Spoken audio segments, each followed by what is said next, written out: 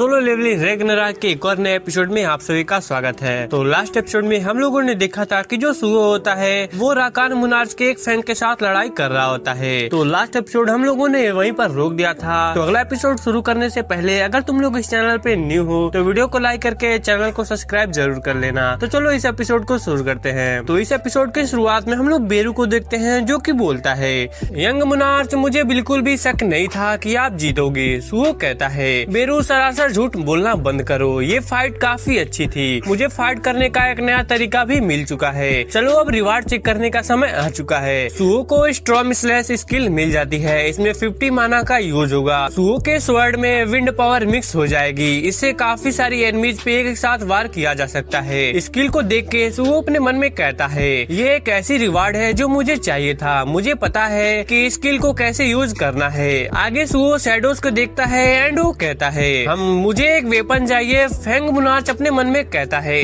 ये कितनी बेइज्जती है, मुझे यकीन नहीं हो रहा कि मैं सारे लोगों में शैडो मोनार्च के खून से ही हार गया। अभी ये खेल खत्म नहीं हुआ, ह्यूमंस की कोई भी कमी नहीं है। सुगो स्वॉर्ड को उठाने लगता है। फैंग अपने मन में कहता है, जैसे ही तुम उठाओगे मैं तुम्हारे बॉडी पर कब्जा कर लूंगा। सुगो स्वॉर्ड को उठा लेता है पर फैंग सुगो का कुछ भी नहीं उखाड़ पाता। सुगो कहता है, यकीनन ये गॉब्लिन के वेपन से बहुत अच्छा दिख रहा है। फैंग मन में कहता है, क्या कोई ऐसा ह्यूमन भी है? यहाँ तक मैं जिसके पास फैंग मोनार्च की पावर है वो भी इस पर कब्जा नहीं कर पा रहा। सुगो को कुछ भी नहीं हो रहा होता है, इसका कारण है ग्रेट काइंड की ब्लेसिंग। इसके बारे में मैंने पहले ही एपिसोड में एक्सप्लेन कर रखा है। आगे सुगो अपनी नई स्किल स्टॉर्म स्लैश को ट्राई करता है। सुगो कहता है, ये थोड़ी सी प्रॉब्लम की बात है कि इससे मेरा माना कम होता है और इसके डिस्ट्रैक्शन के अमाउंट की पावर मुझे अच्छी लगी। बेरू सुगो से कहता है, शैडो एक्सट्रैक्शन के बाद आपके रिएक्शन काफी बदल गए हैं, शैडो अथॉरिटी से 1000 गुना बेहतर है। तभी टीचर उठ जाते हैं। सुगो टीचर से कहता है, टीचर आप उठ गए।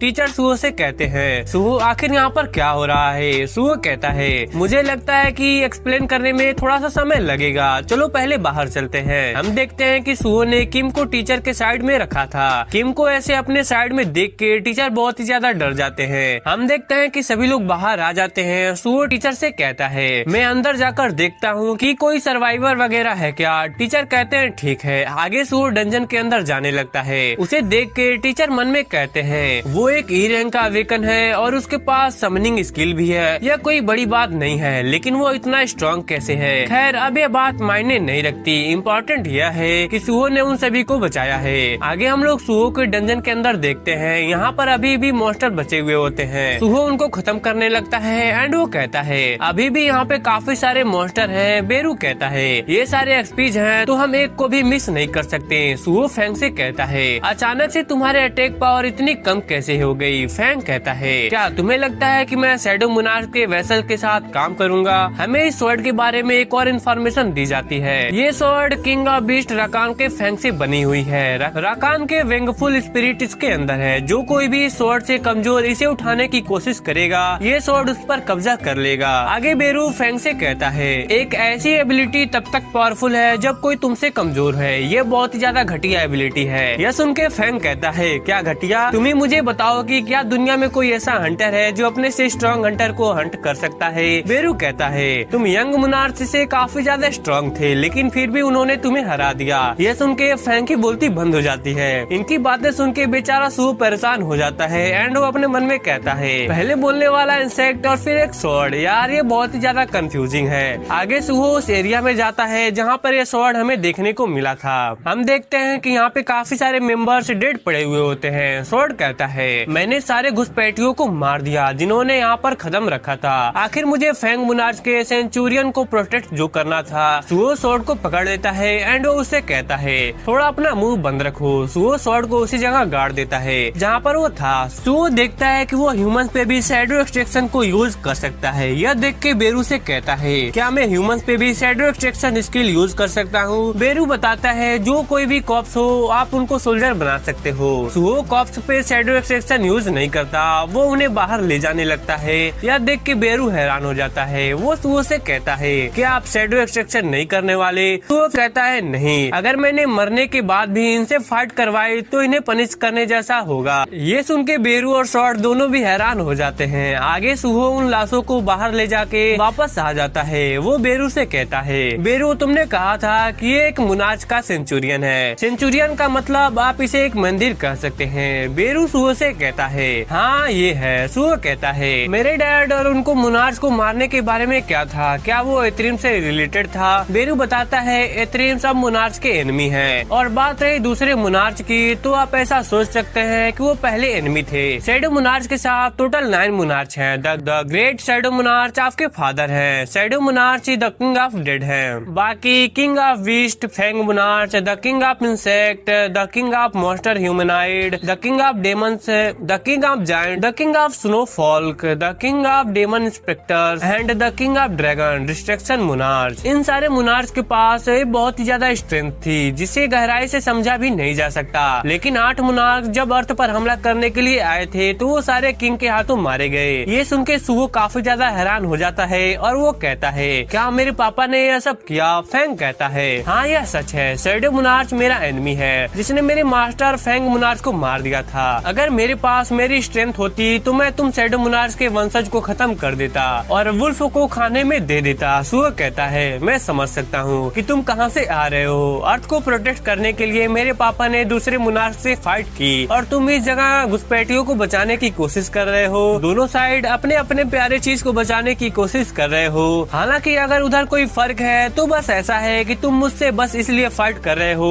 क्योंकि मैं एक शैडो मुनार्च का वंशज हूँ। अगर इस जगह को प्रोटेक्ट करना तुम्हारी ड्यूटी है तो मेरे पापा के साथ तुम्हारी दुश्मनी ये तो सीधी एक बेवकूफी है, क्योंकि यहाँ तक फैंग मुनार्च खुद भी मेरे पापा को नहीं हरा पाया। यह सुन के फैंग कहता है, क्या आखिरकार तुम्हारा कहने का क्या मतलब है? सुओ बताता है, मैं अपने पेरेंट्स से मिलना चाहता हूँ, जिनसे अभी मैं मिल नहीं पाऊंगा क्योंकि अभी वो आउटर यूनिवर्स की घुसपैठियों के खिलाफ लड़ रहे हैं। उनसे मिलने के लिए मैं किसी भी स्ट्रेंथ को लेने के लिए तैयार हूँ। अगर एथेरियंस ने इस जगह पर हमला कर दिया तो ये जगह बच नहीं पाएगी। अगर तुम मेरी हेल्प करते हो तो इस जगह को बचाने के लिए मैं तुम्हारी हेल्प करूंगा। यह सुन के फैंग मुनार्च मन में कहता है, आखिर ये चाहता क्या है? कहीं इसका मतलब ये तो नहीं है कि मैं इसके साथ जो शैडो मुनार्च का वंशज है इसके साथ मिलके मैं काम करूं। सुओ स्वॉर्ड को उठाने लगता है। फैंग कहता है, तुमने क्या कहा? शैडो और फैंग एक साथ बैटल में फाइट करेंगे। हमें अगले दिन का सीन दिखाया जाता है जहाँ न्यूज में बात चल रही होती है कि किसी ई रैंक के हंटर ने मॉन्स्टर को खत्म करके लोगों को बचाया। यह न्यूज ब्लैक टट किल्ड का एक स्टाफ भी देख रहा होता है। वह यह न्यूज अपने दूसरे स्टाफ मेंबर्स को भेजता है।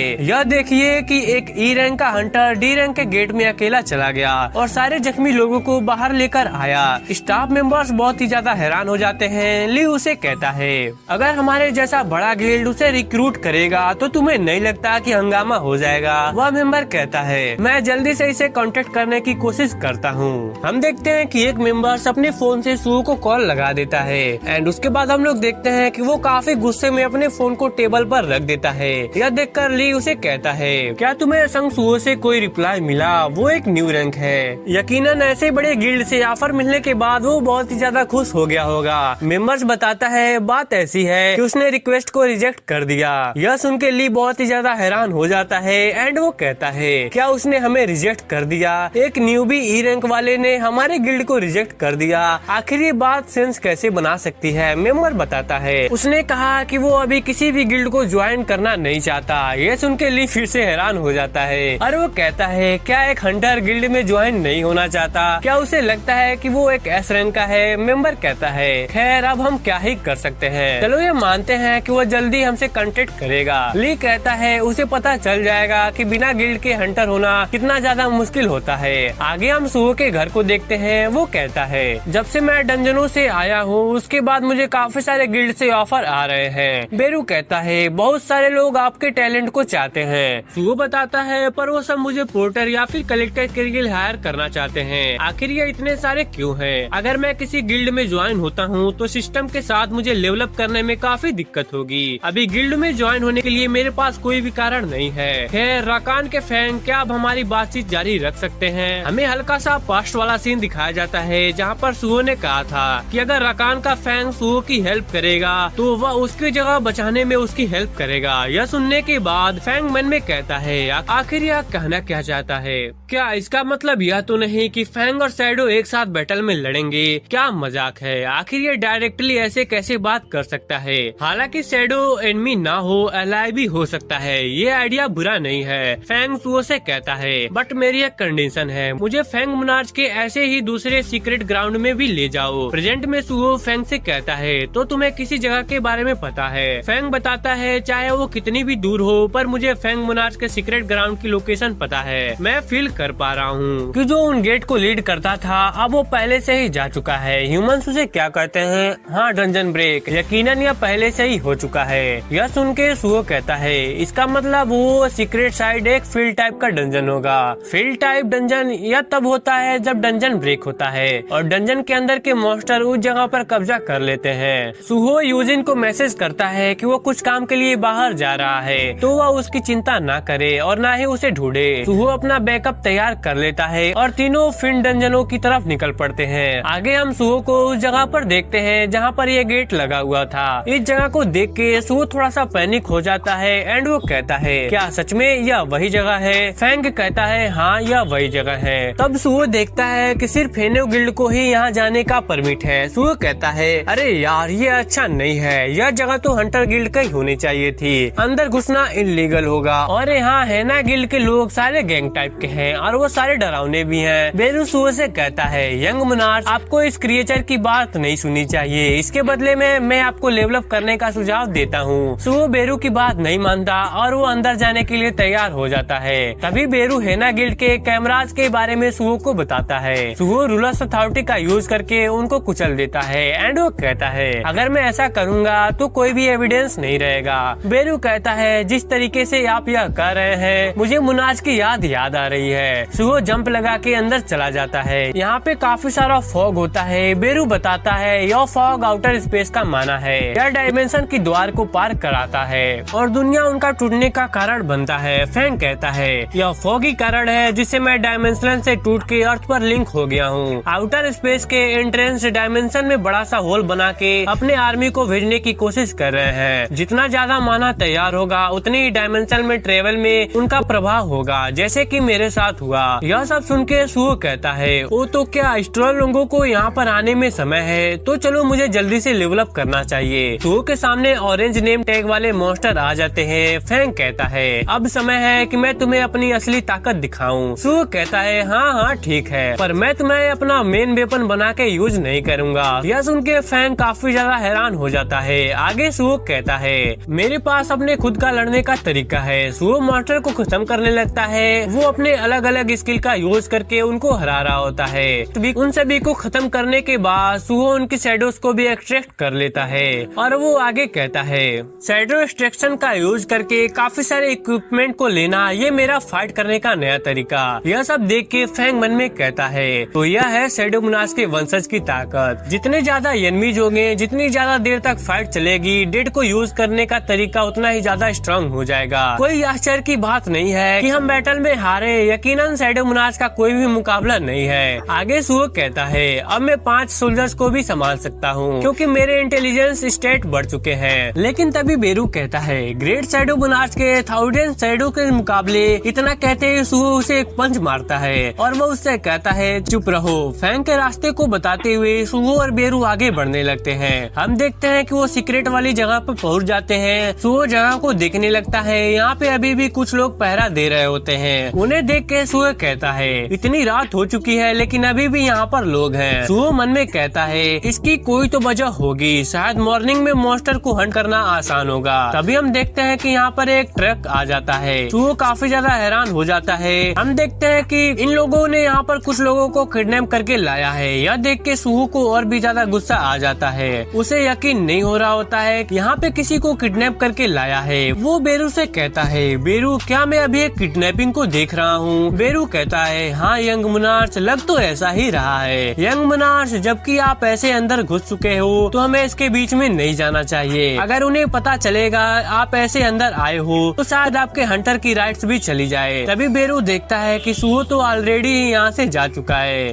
नरेटर कहता है, फादर एक पुलिस ऑफिसर थे जो कि वायलेंट क्राइम में स्पेशलाइज्ड थे और ग्रैंडफादर जो कि एक लेजेंड फाइटर थे। संग सुहो जो कि 21 साल का है, वो इन दोनों की फिगर्स के अंदर बड़ा हुआ है। जब न्याय की बात आई है तो पहले एक्शन करना और बाद में सोचना। उसने इस आदत को डेवलप कर लिया है। तो लास्ट एपिसोड में हम लोगों ने देखा था कि जो सुहो होता है वो फेंग मुनार्च के एक सीक्रेट डंजन में जाता है जहाँ पर हम देखते हैं कि वहाँ पे कुछ लोगों ने कुछ लोगों को किडनैप करके लाया होता है। इस सब चीज को देखकर अपना जो सुहो होता है वो थोड़ा रेज में आ जाता है। तो लास्ट एपिसोड हम लोगों ने वहीं पर रोक दिया था। तो अगला एपिसोड शुरू करने से पहले अगर तुम लोग इस चैनल पे न्यू हो तो वीडियो को लाइक करके चैनल को सब्सक्राइब जरूर कर लेना। तो चलो इस एपिसोड को शुरू करते हैं। तो इस एपिसोड की शुरुआत में हम लोग सुहो को देखते हैं जो कि हंटर को किक मारता है। यह देख के वहाँ के सारे का जो हंटर होते हैं वो काफी ज्यादा हैरान हो जाते हैं। वो सुहो से कहते हैं, हे आखिरकार तुम हो कौन और यहाँ पर क्या कर रहे हो। तभी सुहो का दिमाग जो होता है वो ठिकाने पे आ जाता है। हम देखते हैं कि सुहो अपने मन में कहता है, अरे यार मैंने पहले एक्शन लेने का ही सोच लिया। दूसरे गिल्ड की टेरिटरी में घुसना ये इलीगल है। अब मैं क्या करूँ। सुहो को कुछ आइडिया आ जाता है। हम देखते हैं कि सुहो शैडोज की हेल्प से अपने चेहरे पर एक मास्क लगा लेता है एंड वो कहता है, मैंने देखा है कि तुम लोगों ने यहाँ पर कुछ लोगों को किडनैप करके लाया है। आखिर तुम हैना गिल्ड के लोग यहाँ पर क्या कर रहे हो। हंटर कहता है, मैंने भी तुमसे यही पूछा कि तुम यहाँ पर क्या कर रहे हो। क्या दूसरे के टेरिटरी में घुसना काफी नहीं है कि तुम हम पे भी अटैक भी कर रहे हो। क्या तुम्हें मरने की इच्छा है। हंटर बाकी के हंटर से कहता है कि उसे खत्म कर दो। सुहो पे हंटर्स अटैक करने के लिए आ जाते हैं। सुहो इनके अटैक को बहुत ही आसानी से डॉज कर देता है। इनको देख के सुहो अपने मन में कहता है, मैंने उनको देख कर रखा है। ये हैना गिल्ड के डी रैंक के नॉर्मल हंटर हैं। मुझे अपनी ताकत को कम रखना चाहिए। सुहो एक हंटर को पंच मारता है। सुहो ने अपनी फुल पावर से भी हमला नहीं किया था लेकिन वो हंटर काफी ज्यादा दूर जाकर गिरता है।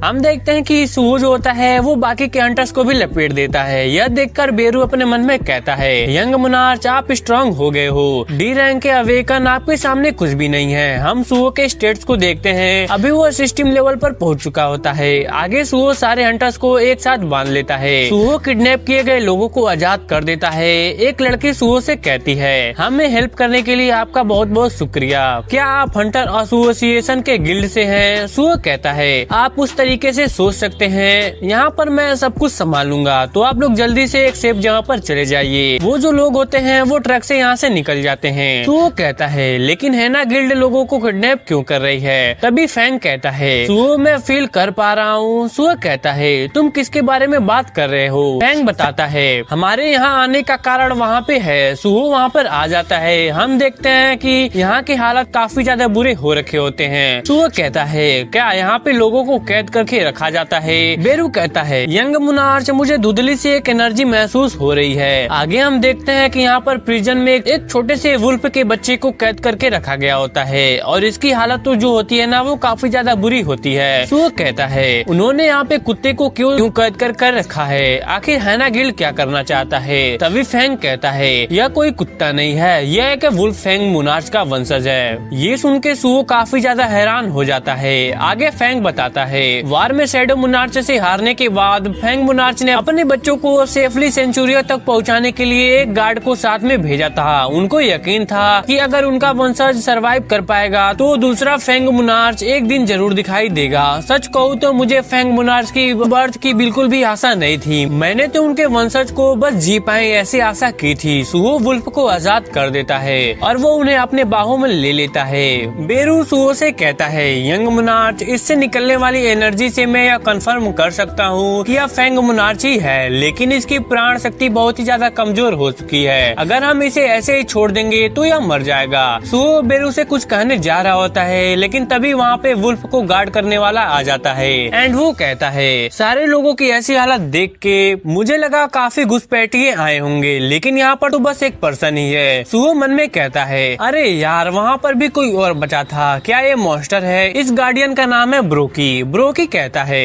हैना गिल्ड बेकार है। आखिरकार ह्यूमंस पे यहाँ पे ट्रस्ट किया जा सकता है। फैंग ब्रोकी से कहता है, ब्रोकी तुम जिंदा हो। सुहो फैंग से कहता है, क्या तुम इसे जानते हो। फैंग बताता है, हाँ ये ऐसे बच्चों को गार्ड करने का काम दिया गया था। ब्रोकी बताता है, काफी समय हो गया राकान के फैंग, तुम तो अभी भी जिंदा हो। फैंग कहता है, ब्रोकी तुम भूल गए हो कि तुम्हें बच्चों को प्रोटेक्ट करने के लिए भेजा गया था। आखिरकार तुम इन गिल्ड वालों के साथ क्या कर रहे हो और तुम्हारी हालत ऐसे कैसे हो गई। ब्रोकी बहुत ही तेजी से सुहो के पास आ जाता है और वो वुल्फ को ले लेता है। उसके बाद वो सुहो को एक किक मार देता है जिससे सुहो काफी ज्यादा दूर जाकर टकरा जाता है। बेरू बहुत ही ज्यादा पैनिक हो जाता है। वो तुरंत सुहो के पास आ जाता है एंड वो कहता है, यंग मोनार्च अब आप ठीक तो है। सुहो कहता है, आज तक मुझे जितने भी लोग हिट किए ये सबसे ज्यादा जोरदार था। सुहो के सिर से ब्लड निकलने लगता है। उससे उसका फिजिकल रेजिस्टेंस 14 पर हो चुका है। अब सुओ के सारे घाव मिट चुके होते हैं। बेरू सुओ से कहता है, यंग मोनार्च, जब हम यहाँ पर आए थे मुझे एक हल्की सी एनर्जी सेंस हुई थी और उससे मुझे कुछ याद आने लगा है। यह एनर्जी किस प्रकार की है अब मैं समझ गया हूँ, ये है इथ्रीम्स। मैं इसके अंदर से इथ्रीम्स की एनर्जी को सेंस कर पा रहा हूँ। आगे हम फैंग और ब्रोकी को देखते हैं। फैंग ब्रोकी से कहता है, बाकी आखिरकार तुम्हें पता भी है कि तुम यहाँ पर क्या कर रहे हो? तुम फैंग मोनार्च के बच्चे के साथ यह सब क्या कर रहे हो? ब्रोकी बताता है, मेरे सेंचुरियन को खोने के बाद भी मेरे पास इतनी स्ट्रेंथ कैसे आई? तुम्हें क्या लगता है यह कैसे हो पाया? फैंग को कुछ भी समझ में नहीं आता। आगे ब्रोकी कहता है, सिंपल है, जो फिट रहता है वो सरवाइव करता है। कमजोर का नसीब ताकतवर के हाथों में होता है। यह बच्चा कमजोर है लेकिन यह फैंग मोनार्च का बच्चा है। तुम यह कह सकते हो कि आसपास में यह सबसे ज्यादा न्यूट्रिशन का सोर्स है, इसलिए मैं इसे खाने वाला हूँ। मैं रेगुलरली ऐसे तंदुरुस्त रहने के लिए फैंग मोनार्च के बच्चों का खून पीता रहा हूँ। यह सब सुन के फैंग को बहुत ही ज्यादा गुस्सा आ जाता है। वो कहता है, ब्रोकी, अगर तुम्हें रोकने के लिए मुझे मारना होगा तो यह मैं भी करूँगा। ब्रोकी हंसने लगता है एंड वो कहता है, तुम्हारे जैसा कमजोर आखिरकार खुद से क्या ही कर पाएगा? राकान के मरने का कारण यह था क्योंकि वह कमजोर था। अब मैं जिंदा हूँ क्योंकि मैं स्ट्रॉन्ग और फिट हूँ। शायद यह भी हो सकता है कि मैं नेक्स्ट फैंग मोनार्च बनूं। तभी सुओ रूलर्स अथॉरिटी का यूज करके फैंग को बहुत ही तेजी से अपनी तरफ खींच लेता है। ऐसा करते समय वो फैंग के हाथों को एक कट लगा देता है। बेरू राकान के बच्चे को ले लेता है। फैंग बहुत ही ज्यादा नाराज हो जाता है। वो सुओ से कहता है, संग सुओ सब कुछ समझ में आ जाता है। वो फैंग से कहता है, ऐसा लग रहा है कि तुम इससे काफी ज्यादा गुस्सा हो, पर मेरे लिए यह अच्छा ही है। मुझे इसके साथ अपना कुछ बिजनेस चुकाना है। फैंग और शैडो में यह पहली बार अलायंस होगा। सुओ मन में कहता है, एथ्रीम्स, हाँ आखिरकार मुझे अपने पापा से रिलेटेड एक क्लू मिल गया। आगे ब्रोकी कहता है, कीड़े, मैं तुम्हें खत्म कर दूंगा। हम ब्रोकी की आंखों में एक अलग सा ही पैटर्न देखते हैं। तभी वहाँ पर एक क्वेस्ट आ जाती है और ये एक इमरजेंसी क्वेस्ट है। सुओ को इस हायरन ब्रोकी को हंट करके अपनी सेफ्टी को सिक्योर करना है। क्वेस्ट को देख के सुओ मन में कहता है, अच्छा तो एक हाइना है और इसका नाम ब्रोकी। अब मैं समझ गया कि उनको गिल्ड का नाम कैसे मिल गया। आखिरकार एक मॉन्स्टर ने गिल्ड को बना के लोगों को कैसे किडनैप करवाया। ये मत कहना कि इसका एथ्रीम से कुछ लेना देना है। तभी सुओ ने जिन लोगों को बांध कर रखा था